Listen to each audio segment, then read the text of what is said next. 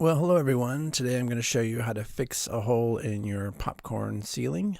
Here's the hole I have where I took the old fan down and the plaster around it had been breaking and crumbling. It's kind of an older house, plus the fan was rocking back and forth and kind of making it worse. So there's the hole I had to work with. I wetted it down and scraped off the popcorn from around the area that I was going to work with, and it came off pretty easily because it's an old house. So it actually came up even without the water. It probably would have just come up pretty easily. And there it is. You can see it's kind of wet around the edges there where I sprayed it. But you can see the plasterboard, the ceiling in there is kind of broken and crumbling. So what I did was I cut around it. I made a bigger hole, cut off the bad pieces, and you can see the outlet box is really connected up there to two joists. It's very secure up there, so I just left the outlet box there. I was going to swap it out, but it was in there so good, I was like, okay, I'll just leave it. So this hole is probably about a foot, maybe about a foot in diameter, if that. Not a very big hole. It's rather small, so I didn't really worry about this thing, crumbling and cracking or falling apart or whatever. So then I got some scrap pieces of wood. Here's one here. It's about 5 inches by 5 probably. And then I got some paint canisters and cut those in half. I saw this idea on another video and I thought that was a cool idea. So I did that, and I'm going to use those to brace the plasterboard inside the ceiling. Then I got me some construction screws. These are multi-purpose screws. This is for drywall and wood and sheet metal. You can see right there on the label. So that's the size I got. It's not a very big size. I didn't need much. So it's there's 1 1/4 inch screws. And I screwed the wood into the ceiling, put it in the hole, and then screw it, as you can see, to the ceiling. And some of the screws didn't go in as well as I thought they would. But and you don't want to drill in too far or screw in too far, because it will break the paper and it could cause cracking and whatever. But I think I only did that on one of them, but the other ones are okay. And then here's that piece of drywall that I cut out to fit the hole that was missing there. And I just did that with a little handsaw.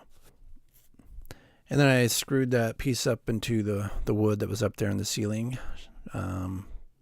Went in pretty easily. It's very secure. What I didn't do was I didn't put tape over the seams there. So it might crack through, it might not. I figured it's such a small piece that I wasn't going to worry about it. It's not like a big piece of plasterboard up there. So, but you might want to put some paper tape or some kind of tape around there so in case it cracks later on, you don't see the crack. And then I bought some spackle, this DryDex spackle. I just picked something I thought was going to be good, that was going to work, and it goes on pink, and there it is. I put it on pink and it's drying. I just kind of flattened it out with a spackling knife, and then after it dried, I took some, I think it was 200 grit sandpaper, and just sanded it down, made it a little smooth, but still had some rough spots so that the popcorn would stick. And before I put the popcorn on, I kind of isolated an area so that I wouldn't make a mess of everything. I just kind of tacked up some plastic sheeting to the ceiling like this, made a little enclosure. And here's what I use for the popcorn, just the Homax Ceiling Texture Pro Grade. You can buy it anywhere, really. It's pretty easy to find. And here's the area after I did the popcorn. I thought it looked pretty good. It's still kind of wet here, so it's a bit white. You can see it's more white than the rest of the ceiling, which is pretty old, probably about 40 years old, more than 40 years old.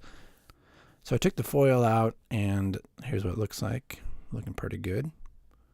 Still not perfectly matched. Up close you can tell, but from far away it matches pretty good, the texture. And here it is with the new ceiling fan put in. You can still kind of see the white area around there if you look close enough, but it really blends in. Later on when it dried, it looked a lot better. But what happened was the ceiling is actually painted, so that area where I sprayed is not painted, so it's matted, whereas the rest of it has kind of a glossy look. but you have to be at a certain angle to notice that, really. So I think it looks pretty good. Not bad for someone who's never done this before. It's my first time, so I hope that helped you out, and leave some comments below and let me know how it went for you. Thanks for watching.